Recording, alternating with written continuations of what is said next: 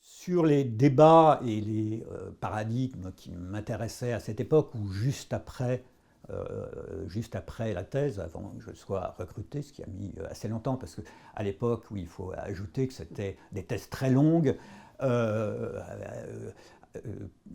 où on n'avait pas encore les injonctions de faire des thèses courtes, euh, et, euh, et c'est dommage qu'on n'ait pas eu cette injonction à ce moment-là, parce que effectivement, du coup, comme c'était des thèses très longues, on faisait des pavés de 1500 pages à thèse qu'il fallait ensuite réduire pour publier sa thèse, donc double travail.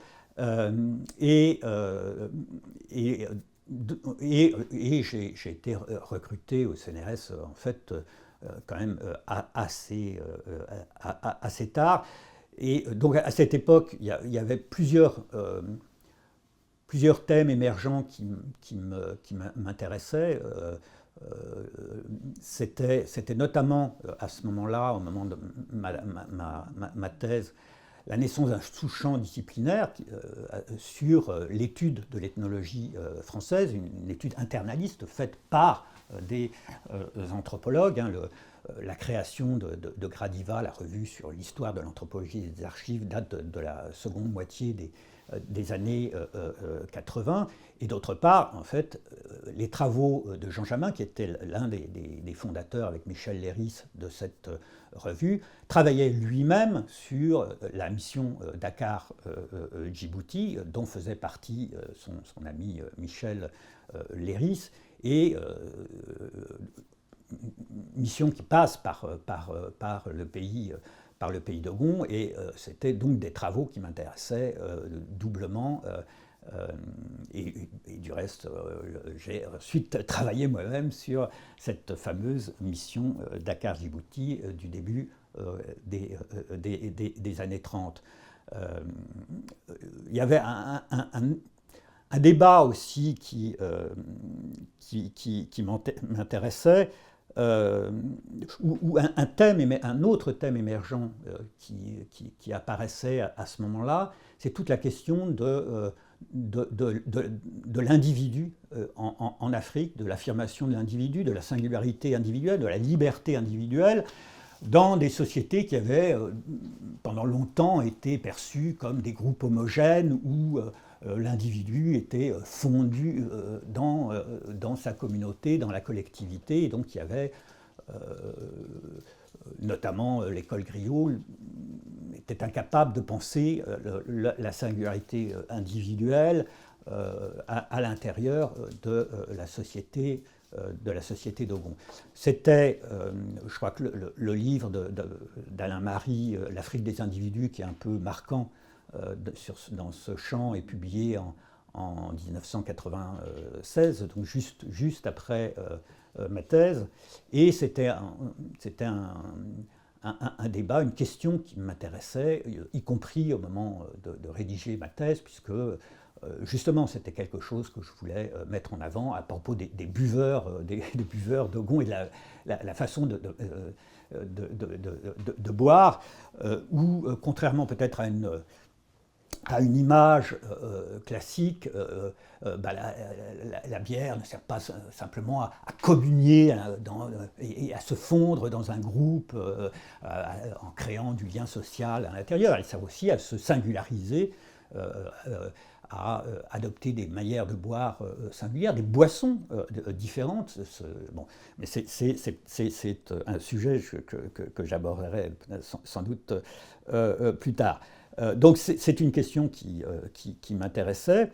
Un autre domaine qui m'a influencé on ne peut pas parler de débat, etc. C'était l'anthropologie historique, notamment de Michel Izard, qui était quelqu'un de proche parce qu'on se connaissait bien et qu'on s'appréciait, je pense, mutuellement, mais aussi proche géographiquement. Hein. Son terrain était contigu du pays dogon. Et oui, je pense que c'est quelqu'un qui m'a beaucoup influencé et j'ai travaillé beaucoup sur l'histoire, le politique, ce qui n'est pas un hasard en fait, parce que l'histoire et le politique, c'était deux angles morts des travaux de l'école Griaule qui avait donc beaucoup travaillé sur le pays dogon, puisqu'ils occultaient dans leurs travaux complètement l'histoire et le politique.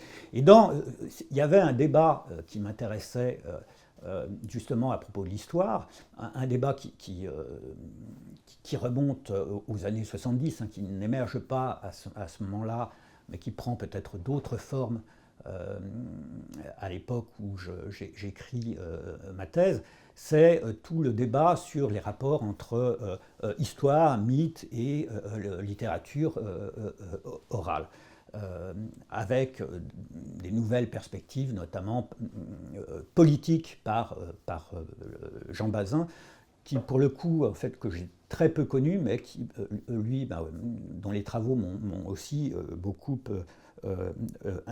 influencé. Là encore, c'était une question qui avait à voir aussi avec les travaux de l'école Griaule, qui en fait ignorait l'histoire et prenait les mythes comme des références historiques ou symboliques. Et c'est donc un thème que je vais développer par la suite dans mes travaux, cette dimension politique de la littérature dogon ou ouest africaine. Et la question historique, je vais aussi la développer dans plusieurs articles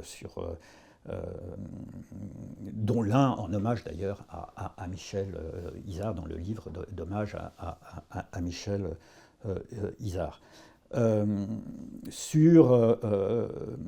Bon, il y a un débat qui émerge aussi au moment de ma thèse, c'est toute la nouvelle approche sur la sorcellerie. Le livre un peu clé de Peter Geschirr sur sorcellerie et politique en Afrique noire paraît en 1995. Moi, ma thèse, en fait, dure de 1988 à fin 1995, oui, c'est ça. Et cette nouvelle approche politique qui rompait avec la vision très fonctionnaliste, en fait, de la sorcellerie, et qui l'inscrivait dans la modernité, c'était quelque chose qui m'intéressait parce que sur le terrain aussi, j'avais été beaucoup confronté à des discours sur la sorcellerie, des histoires de sorcellerie, et c'est aussi là encore quelque chose que sur lequel je vais travailler, mais assez longtemps, parce que se posait le problème de l'anonymat, l'anonymisation des personnes, etc. C'est toujours un peu compliqué de travailler sur ce thème. Mais en Pays dogon, même hors, puisque c'était surtout en milieu urbain que Peter Geschirr avait travaillé, mais on retrouve l'idée que finalement, dans un village dogon, que la sorcellerie, c'est toujours un discours sur le pouvoir des autres ou le sien. Et les accusations ou les suspicions de sorcellerie, c'est toujours dans un rapport de domination des uns sur les autres, de domination, de subordination. Oula. Voilà ce que je peux dire de cette... Il y a eu des débats qui m'ont intéressé, mais en fait que j'ai peu exploité, notamment, je le cite parce que c'était aussi quelqu'un de proche, Michael Hussman, avec toute sa nouvelle approche de l'action rituelle, plus relationnelle, ou plus fondée sur des interactions que sur le symbolique. Là encore, rupture totale avec l'école Griaule.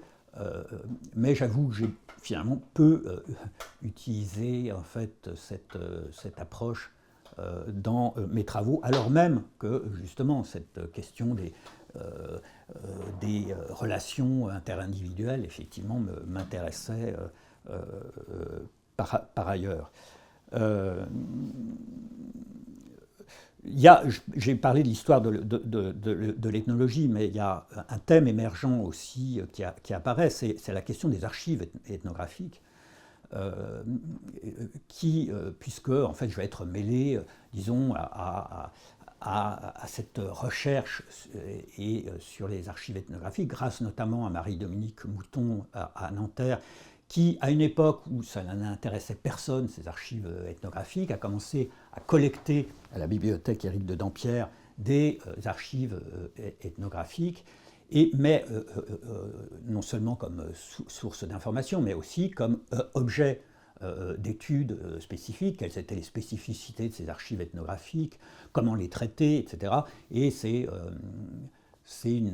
un débat auquel j'ai participé grâce, encore une fois, à Marie-Dominique Mouton, puisque j'ai travaillé beaucoup sur les archives, notamment Griaule, qui étaient déposées à Nanterre, et c'est l'époque, notamment à travers un dossier sur les archives dans Gradiva qui date du début des années 2000. Donc c'était vraiment un sujet émergent à cette époque, qui doit beaucoup, encore une fois, à Marie-Dominique Mouton, avec qui je reste très lié.